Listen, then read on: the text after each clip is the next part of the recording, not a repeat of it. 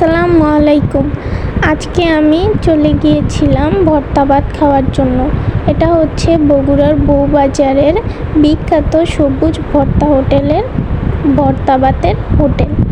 তো এখানে আপনারা দেখতেই পাচ্ছেন সব রকমের ভর্তার আইটেম রয়েছে, সাথে কিন্তু ঝাল ঝাল মরিচ ভর্তাও রয়েছে এবং পাশে দেখতে পাচ্ছেন বেগুন ভাজাও আছে।